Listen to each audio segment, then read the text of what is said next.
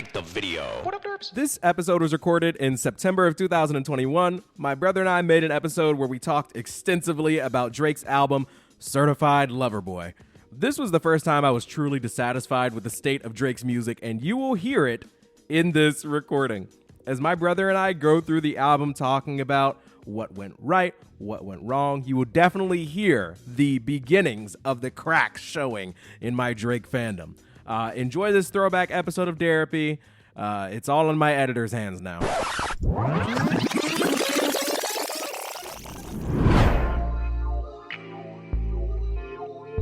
We could all use therapy. Here is some free clarity. It's season 3 of Derapy. Stop! But that sounds terrible. Let's use a better one. Derapy. Season 3 of Derapy. So we just listened to the first song, Champagne Poetry. What did you think about it? Do you feel like Drake has like a good, solid, believable, strong energy? Like the first song of the album? Because I certainly think so. He does. He definitely comes off pretty confident in the beginning. Pretty concise. It's definitely a good tone to start off, yeah.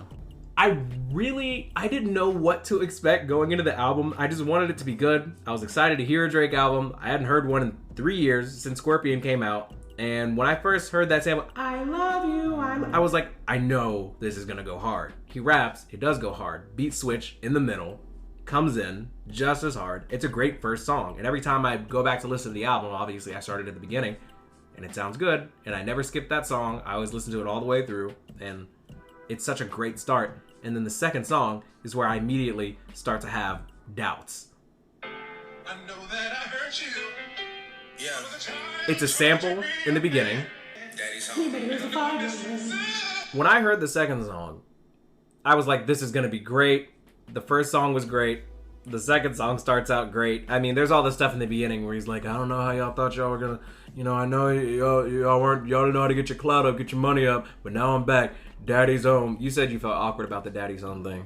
I feel awkward about all the daddy everything because aside from his son that he has now, it's hard for me to think that he's sonning anybody or anything out here. I have one father, and I never called him daddy that I can remember.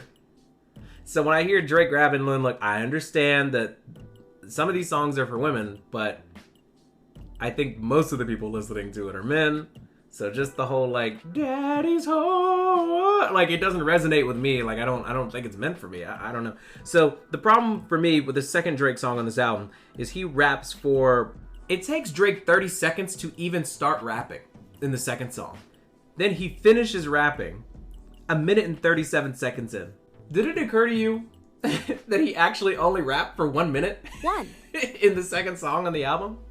Did you think about that, or did you just realize that right now? It didn't, but I'll tell you what.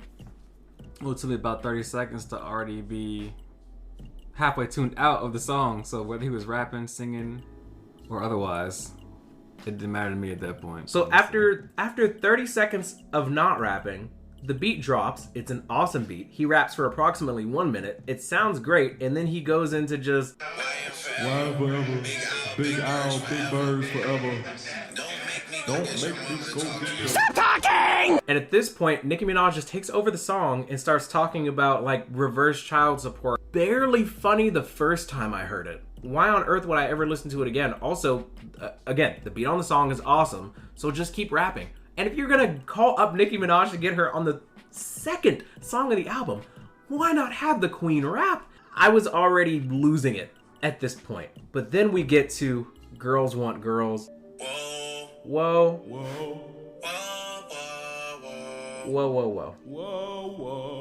Yeah, say that you a lesbian, girl, me too. Damon and I had a discussion about the first 3 lines of this song, and I found them to already be problematic. Staring at your dress because it's see-through. Talking all that shit that you done been through. You say that you're a lesbian, girl, me too. Based on those 3 lines, what do you think Drake is saying? I don't care anything about you, and I'm trying to get in them jaws. Okay, so 3 lines. 1. One. I'm staring at your dress because it's see-through. Drake says, I want you. Second line is you're talking about all this stuff you've been through. So like she's venting to him. 2. Say that you're a lesbian, girl, me too. So she's like, 3. let's just assume that this is all happening like in linear fashion. So she sees him staring at her dress and she's like, I just want to talk to you about what's going on with me. I'm actually a lesbian. And he's like, Hey, girls want girls where I'm from, boy. Yeah, yeah. girl, it feels wrong. It feels dismissive. It feels like Misogyny. I don't know. Maybe I'm reading too much into it, but why would I not? If I'm not supposed to read into it, that means it's not supposed to be taken seriously. So Drake is making a joke out of the fact that girls are lesbians. The only thing that defines a lesbian is liking girls. And Drake's like, we have that in common. Oh, bro. Am I supposed to draw anything? Am I supposed to come to any other conclusion? Am I missing something? Am I being unfair? This is the third song, by the way. Third song on the album. First song I love. 1. Second song, he raps for 1 minute. 2. 1 minute. 1 minute. Second song on the album. We haven't heard from Drake in 3 years. 3. One good song. A song where he raps for a minute. Brings in Nicki Minaj to not rap. Third song is, I'm staring at your dress because it's see-through. Yeah, you're a lesbian. Me too. Lil Baby comes on. We don't have to get into his verse. He just raps about how he's essentially a lesbian too. And I just feel like there's more to it than that. Fourth song is called In the Bible. But just listen to this first line and tell me if it seems a little... Just listen to it.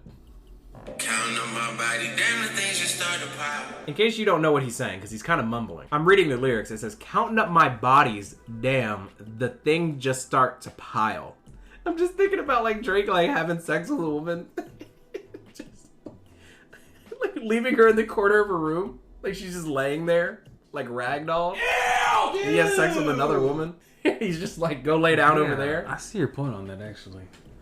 And it's like, they're literally, it's bodies piling up. Because I was thinking about a body count, but no, yeah, you could take it more personally. It actually does sound like he could be destroying the women. Counting up my bodies, damn, the thing just started to pile up.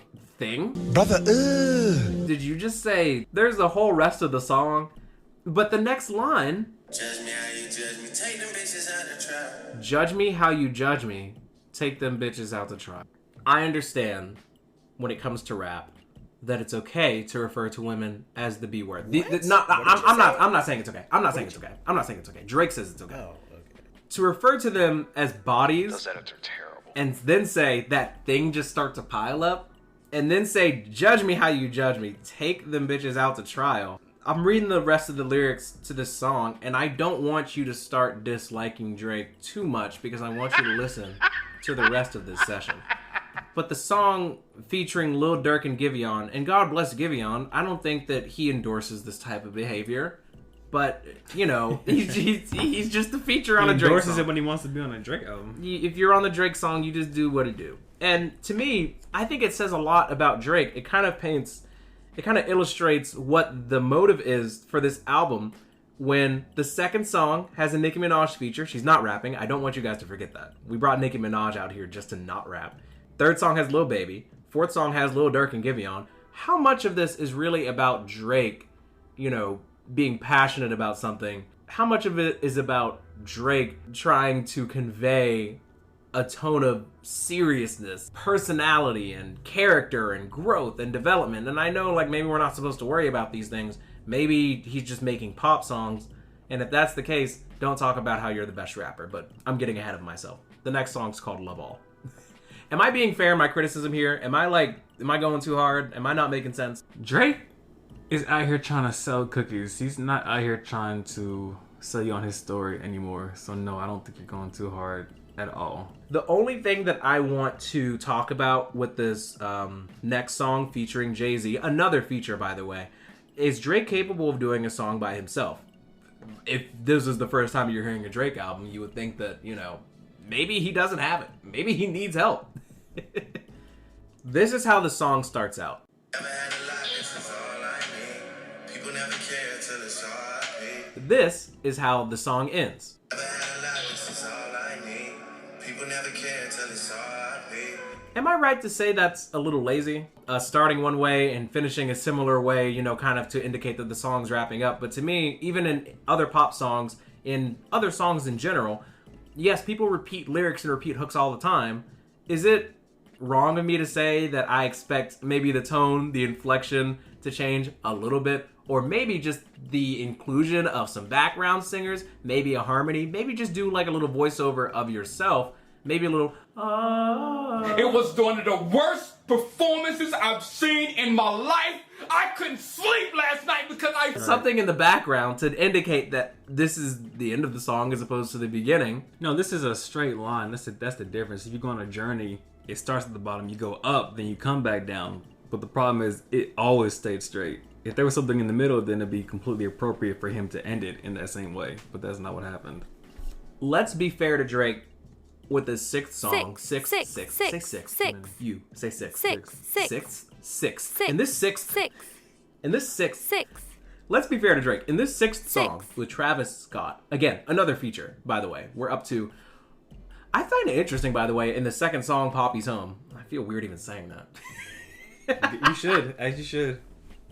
You know, I love that song, Poppy. Bro, you heard Poppy's Home? Then Drake walks through the door. Bro, that song, Poppy's Home, goes hard. Hey, man, I felt like my Poppy was... Stop! Okay. Second song had Nicki Minaj. Third song had Lil Baby. Fourth song had Lil Durk and Giveon. Fifth song had Jay-Z. Sixth song has Travis Scott. Can he do it? No. By himself? No. You know what's so ironic about this? And spoiler alert, there's a song later in the album called No Friends in the Industry. Is it a joke? He sounds pretty serious in the song. Who are these people? No. So are these people not your friends? Are they employees? Are they doing you a favor? Based on Jay-Z's energy level, Right. maybe they were doing Maybe you a they're favor. doing him a We didn't favor. play you Jay-Z's part because I honestly don't think it matters. But let's listen to the sixth song. I told Damon earlier, I really love the line. Said he put some money on my head. I guess we gon' see. I think that's like super hard to be like, hey, somebody put a bounty on me. I'm not worried about it. I guess we'll just see what happens. I feel like instances like this are where it's actually cool that Drake is so like lax in his delivery. When he's talking about people like essentially wanting to murder him, he's just like, yeah, I guess we'll see what happens. I think that's kind of hard. I like how there's a beat switch in the middle of the song. Travis Scott comes in, and even though, you know, it's typical Travis Scott, I mean, he's trying just as hard, if not harder than Drake. But I feel like what I take from Drake generally is that his whole motto is just, they'll like this. So when he talks about people wanting tea on him, I don't think Drake actually talks like that. It's just something that people say. That's just something that people say. And Drake's like, oh, I know what that means. I'm hip. You're 34. Actually, let me Google that. Drake is 34 years old. Grown man. And they want the tea on me. Drake would go on to enter the biggest rap battle of his life and use T again, so that's just him. 30-year-old man. 30-year-old man talking about they want the tea on him. Boy, if you don't get... Just let that sink in. How do you go from feeling young but they treat me like the OG? The very next line, they want the tea on me. Would an OG say that they want the tea on them? No, sir. He would not. That doesn't sound very gangster. The next song is going to sound like it's a joke, but I assure you it's not. We are not getting this video cooked so we can listen to Way Too Sexy right now. There is no fucking way. When I first heard literally the first line of this song, I thought that I had hit a wrong button. I tapped somewhere I shouldn't have. No, this is a real song, has Future in it, Drake's best bud. We did a whole album with. Young Thug's also in it, but usually I don't make it to Young Thug's part. Damon, how do you feel about this song generally? I just thought of this. You know what it actually sounds like? It sounds like a Rick Roll type of song. This is a perfect Rick Roll song. If I was looking for a certain song on YouTube, this is what I expect to pop up instead. It is funny that you mentioned that. I didn't think about it like that. I feel like in a couple years, you're going to be like, Donald Trump first live feed back on Facebook after 2-year ban, and you're just going to hear, dang it, they got me again. A lot of people unironically enjoy it to the point where, like, I've seen people on Snapchat, like, turning up to it, like, getting really hyped. And it's just, to me, it's just not, it's not funny. It's not very fun. I feel like I sound like a big nerd. Like, I just don't see the point. It's ridiculous. Once again, by the way, Future and Young Thug. Can Drake make a song by himself? Can he do it? Well, I guess we'll find out. Actually, we're finding out now. The next song is called TSU. Damon, why do you like the song so much? My gosh. Okay, so I can't lie.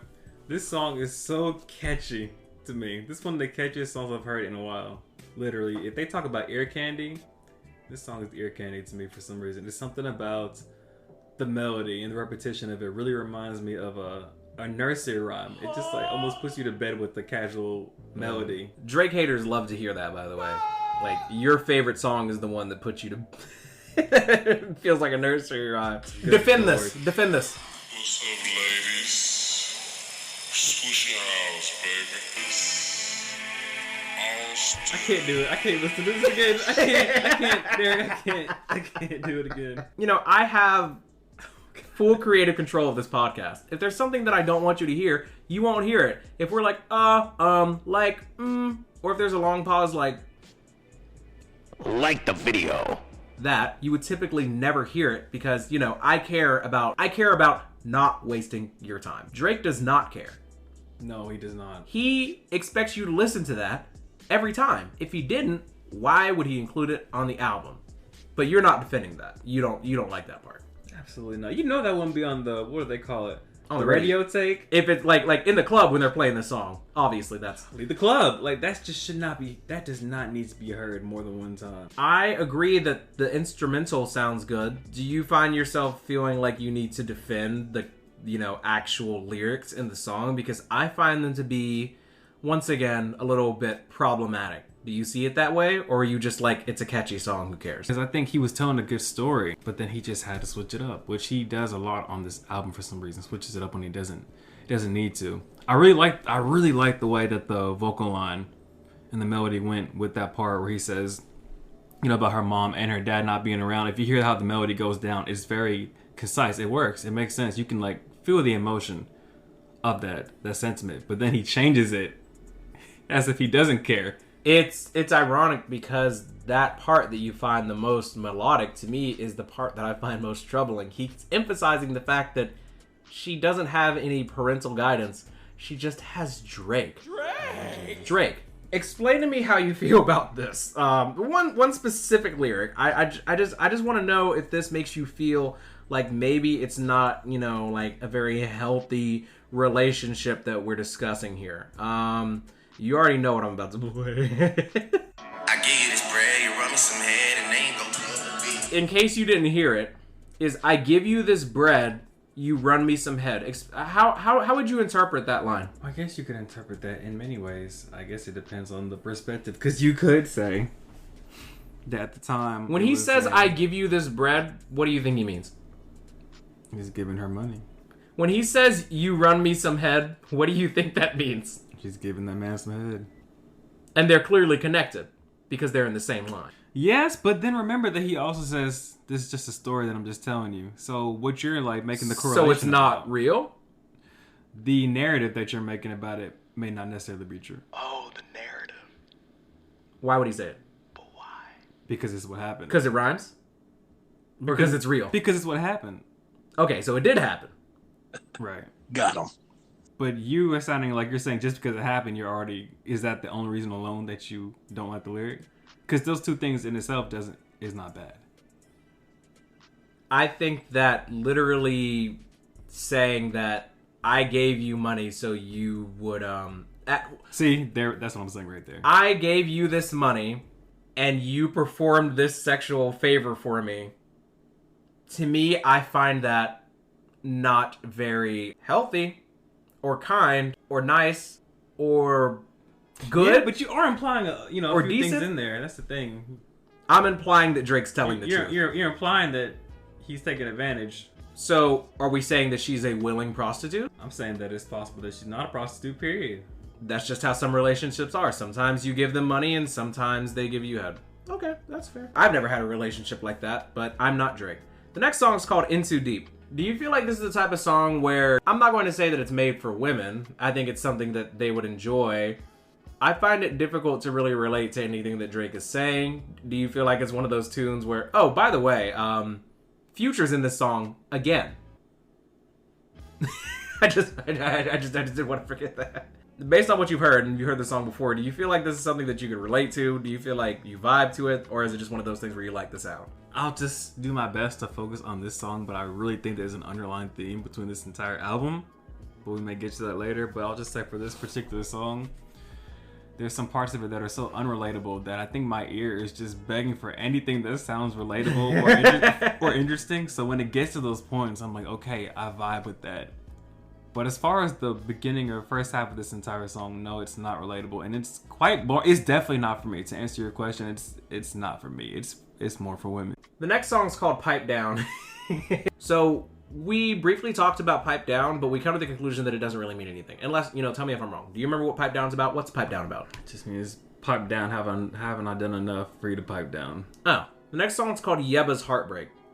I don't know who Yebba is. The next song is called No Friends in the Industry, and I find it ironic, to say the least, because I've made it very, very clear that almost all of these songs have features.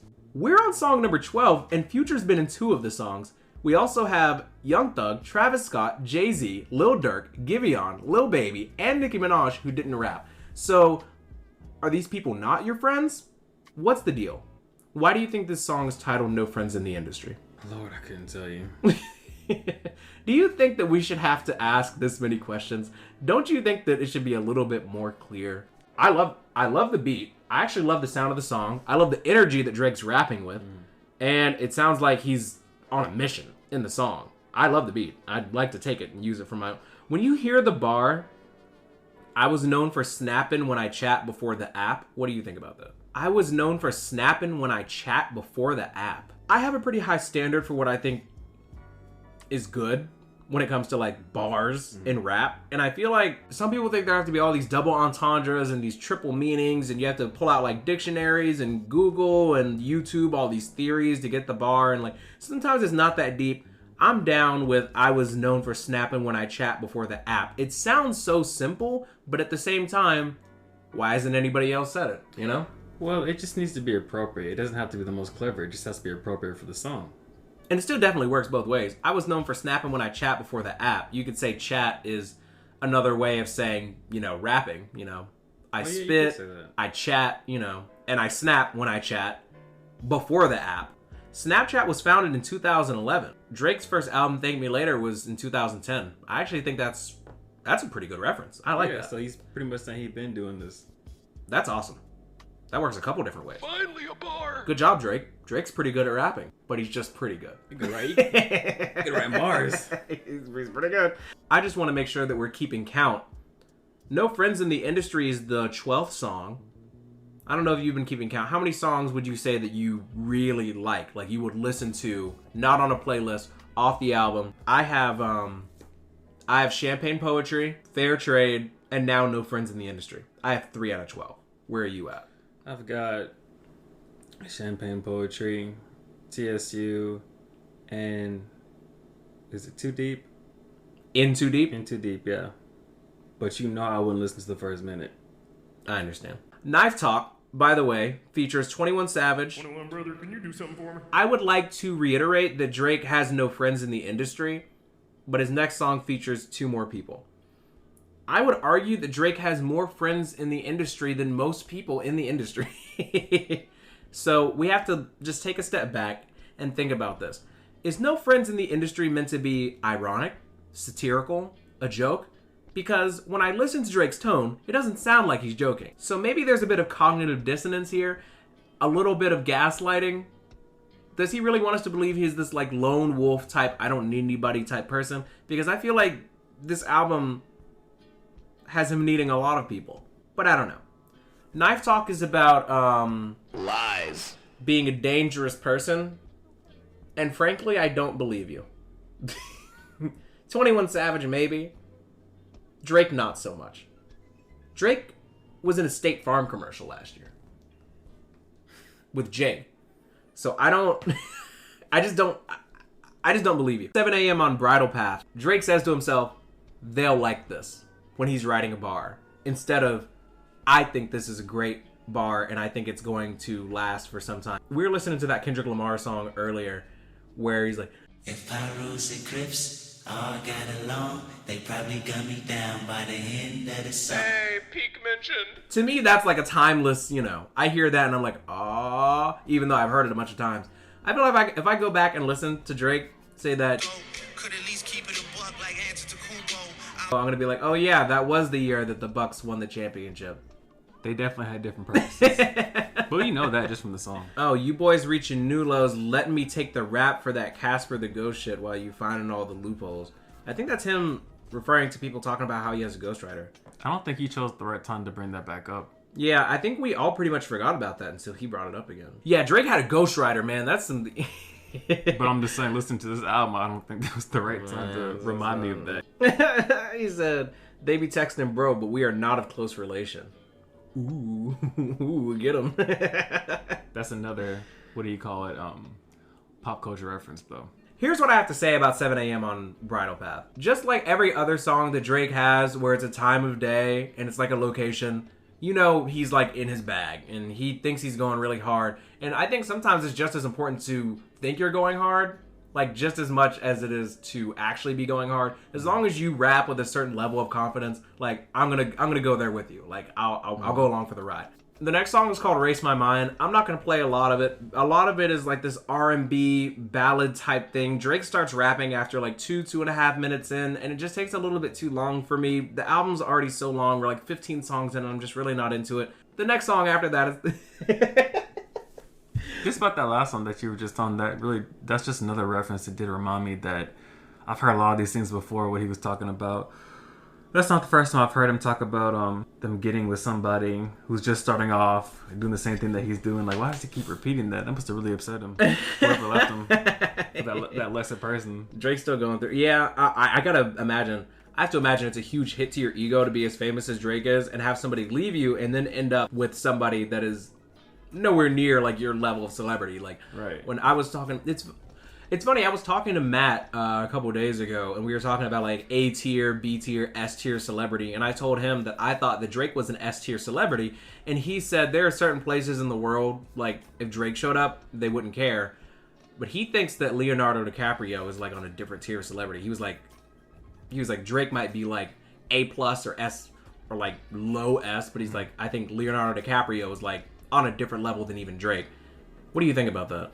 I think that's a fair assessment. Leo is a timeless icon at this point. He's been acting before Drake was acting, and he's still acting now that Drake's in a completely different career. And I think he's still going to be acting after Drake's done rapping. He's just, I think that certain albums that Drake has, we will stop listening to. There are only a few songs or a few moments from Drake's career where we're going to go back and be like, wow, listen to this. This was a great time for Drake. Wow.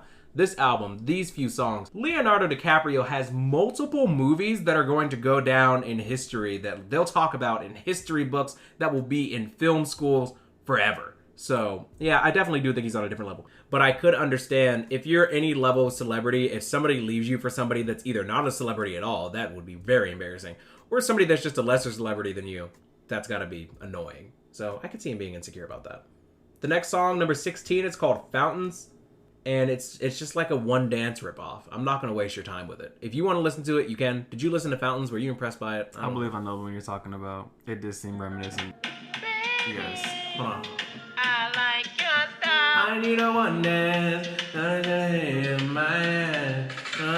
It's the same song. Yeah, we get it. By the way. Get Along Better with Ty Dolla $ign. Oh, by the way, Fountains has a feature on it. Drake took 2 songs off where he didn't need any help, and he was like, actually, yes, I do. Somebody named Tim's.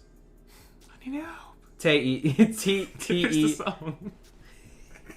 I need help! Get out here and talk to him. Next song's called Get Along Better with Ty Dolla $ign. I'm gonna keep it a buck like Antetokounmpo and Stop! See, there you go. I'm gonna keep it a buck like Antetokounmpo and say that I actually do enjoy Get Along Better featuring Ty Dolla $ign. It's a good song. I don't have much to say about it. I think if anybody listens to it, they like it, they find it catchy, they find it melodic. I find most things that Ty Dolla $ign's on to be like a good listen. How much do you know about Ty Dolla $ign? You like him generally? I do actually. I can't lie. Back in the day, I think I tried to hate on him for some reason, but he is better than I thought he was, and I do respect him now for the tracks that he does get on. Yeah, The hardest song on this album is called You Only Live Twice. It's featuring Lil Wayne and Rick Ross. So, based on who's on it, you already know. You want to talk about a formula that works. Drake doesn't have a choice but to go hard on this track, because then it would be so clear how little effort he's putting into a lot of this album, because Lil Wayne and Rick Ross Wayne's going hard. Go so crazy, go so stupid, that you can't help but wonder, God, I really hope Drake doesn't drop the ball here. He didn't have a choice. 19 tracks in, listening to a Kid Cudi and Drake song sounds like torture. I feel like it's something that could have been like on a deluxe edition. I don't have anything personally against Kid Cudi, but it's just, we're so far into the album. The second to last song is called F G Fans. It's about Drake shamelessly admitting that he's been having sexual relations with the people that look up to him. Not that you can be surprised now from the earlier song. So I feel a lot of ways about that, and I imagine that a lot of people hearing this admission share the same sentiment. So I'm not gonna go get on my high horse, climb up my pedestal, and tell you why it is wrong not only to really engage in that activity, but then to just tell us all about it. I just didn't ask. Yeah, and just to add on to that, some of these songs, it's okay if you want to air your dirty laundry, but again, use some tact with it. I'm not really sure what the overall idea of the album is, but I feel like if you're going to talk about something like that, you know, follow it up with something or say something prior to that to lead up to it. You know, you don't want to just have a silly song here and then be like, oh, I got to admit this, by the way. You know, I've been taking advantage of women. Yeah, actually, that's a very good point. The last song's called The Remorse. It's like Drake, you know, he's very even keeled. It's straight 100% just bars. He always does this at the end of all of his albums. He'll Stop hunching. At the end of If You're Reading This, It's Too Late, there was a song called 6 p.m. in New York. At the end of Views, there was a song Views. At the end of Nothing Was the Same, there's a song called Too Much, which I think is an awesome song. At the end of Take Care, there's a song called The Ride. At the end of Thank Me Later, there's a song called Thank Me Now, and it's just where he gets everything that he hasn't gotten off his chest. The thing with this album is, after an hour and 20 minutes, I've heard enough. I'm done. If you haven't said what you've had to say after an hour and 20 minutes, then I don't know what to do with you. So you were talking about the underlying theme in this album earlier. I think this is really important. This is a note from Drake talking about what the album is that you can find on Apple Music. A combination of toxic masculinity and acceptance of truth, which is inevitably heartbreaking. Executive produced by me, Noah 40 Shabib, Oliver L. Khatib, and Noel Cadastre. I don't know. Dedicated to Nadia Tooley and Mercedes Moore Rip. So that was written by Drake. He wanted to let you know that he executive produced the album. With Drake saying that it's a combination of toxic masculinity and acceptance of truth, which is inevitably heartbreaking, does that give you like a greater context of what the album is about? Do you think that is a proper explanation as to why Drake is talking the way he is on this album? Well, to that, I would say this. You can tell me a story, but what's the point of you telling me the story, though? Because I can definitely see that I got the vibes of toxic masculinity on here. Bodies piling up. Yeah, I understand that. Girls kiss girls, me too. But with the different inflections of each song, it made me wonder why he was telling me this. What did you want me to know? Because that's just like me being on the bus with somebody and a random guy I don't know just being like, hey, guess what? This is the stuff I did last weekend. It was horrible. I'm like, okay, that's cool. But I don't even know you. So why did you even just tell me that? The inclusion of that note honestly makes it a little bit worse for me. What's so sad about this entire session of Derapy is that if this is the first time you've ever heard me talk about Drake, you would think that I didn't like Drake. Probably me too, especially. On the contrary, Drake is actually arguably my favorite artist ever. That's why I'm so frustrated with this. I'm just gonna run through these songs again so quickly. Champagne Poetry is great. It's what I expect from Drake. Poppy's Home, he raps for 1 minute. Brings in Nicki Minaj, who I love and I'm familiar with and grew up with, as I did with Drake, to not rap. He talks about girls want girls on the third track with Lil Baby. Just feels kind of like a slap in the face to the entire LGBT community. Like, yeah, you like girls, I like girls. Shut up. I guess that kind of makes sense now, though. I'm trying to think about what you said about the point of the album, Toxic Masculinity. I guess that song fits in there a little bit. The song in the Bible just seems like it's kind of like mocking hoe culture. It's like, oh, you want to go out and drink and have sex with randoms and party and stuff. That's not in the Bible. Okay, Drake. All right. Yeah, you're way better. You're the arbiter of truth and passion and love and affection, and you know what's great. You have this astounding moral high ground. We should all be going to you for, you know what? It's cool. Love All featuring Jay-Z. I don't get it. I don't know what it's about. I've listened to it a lot. It's the 5th song on the album. So when I'm trying to listen to the whole album, I usually always get to it. And I don't really know what's going on. Fair Trade is actually a good song. You know, I've been losing friends and finding peace. I feel you, dog. Way Too Sexy is a joke. It sounds like it'd be on a Lil Dicky album. That's all I have to say about it. TSU. 1, 2, 3, 4. In Too Deep by Future feels like it's not really for me at all. Like, it's just not made for me. Pipe Down, I can't really tell you what it's about. He wants people to pipe down. When are you gonna pipe down? I've done all this stuff. I have all these numbers. Pipe Down. Yebba's Heartbreak. Who's Yebba? No friends in the industry. That's a lie. Knife Talk. You're not a gangster. 7 a.m. on Bridal Path. Good job. Very deep. Love it. Antetokounmpo. Race My Mind. Feels out of place. Fountains, One Dance ripoff. Get Along Better, good song, but kind of carried by Ty Dolla $ign. Carried by a lot of features on the album. You Only Live Twice, Drake goes hard, but it's like Lord Knows from Take Care, Part 2. I Miss You Too, boring, too late. Effing fans, stop it. Why? I didn't ask. The Remorse, too late. I have to go. I just expected more. I expected something more concise. I expected something that would compete with some of the best albums of the year. It's making me want to go back and listen to J. Cole's album, which I didn't even like that much. I talked about it in the first session of Derapy. I said that was a 7. And this, I don't even think this gets there. It's not as interesting to me. J. Cole, I thought J. Cole was insecure. When I listened to Drake, I'm like, this man's coming from a place of such chaos and confusion. I don't even know what the album is about. He says it's about toxic masculinity and a story of heartbreak. Trust me, you nailed the first part, my guy, because I'm disgusted. But the story of heartbreak, whoever you dedicated it to, I'm not going to get into that, but I hope you're happy with what you've done, because I'm not. It's so negative. I don't know what else to say about it. What's your takeaway? Classic example where at the end of the day, the artist, not that he's going to hear this, but you never know. He won't.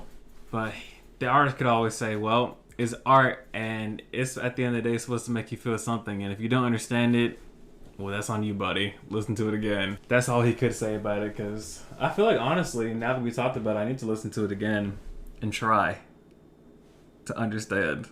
I just find myself asking so many questions. The main one, why? We talked about this earlier before we started recording, and I will and we'll end with this. Drake always talks about his day ones, how he doesn't have any friends in the industry or whatever that means.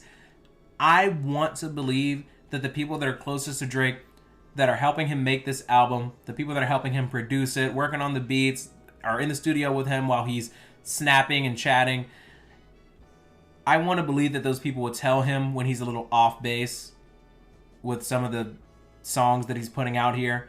I don't believe he's in a situation where the people close to him are like, hey, maybe don't talk about, I don't know, having sex with your fans or making songs about, you know, the primary characteristic of being a lesbian is just, you know, what they do to other women physically, kind of making a mockery out of that. Maybe don't openly talk about giving somebody bread so they can run you head. Maybe stop pretending that you used to keep this thing on you, but now security keeps it. Like, have you ever actually pointed a gun at somebody, shot at somebody? Are you really all about, like, this gang stuff that 21 Savage sounds a lot more convincing talking about it. Like, it's just, I want to believe that Drake has somebody on his team, in his camp, in his crew that can, like, be looking, that can just, I want to believe he has somebody that can just look him in the eyes and say, Drake, this one maybe doesn't go on the album. This one maybe doesn't make the cut.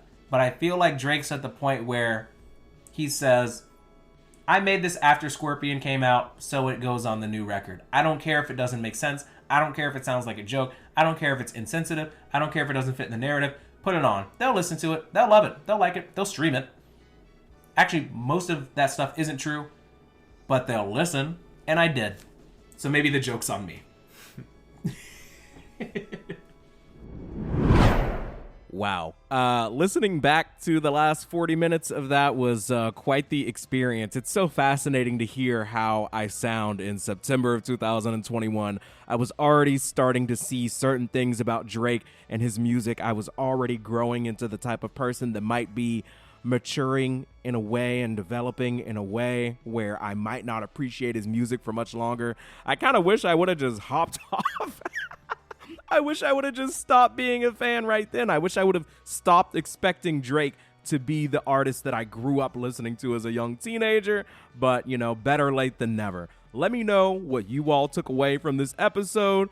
If you remember what it was like around that time when Certified Lover Boy came out, tell me what track you enjoyed, what you hated about it. But yeah, hope you all enjoyed that throwback session of Derapy. It felt more timely than ever. Consider joining the Derps, the channel membership for $1 or greater. Check out the tiers, or join our Patreon, $5 a month. Support my editor. Love you. Mean it. Enjoy the outro.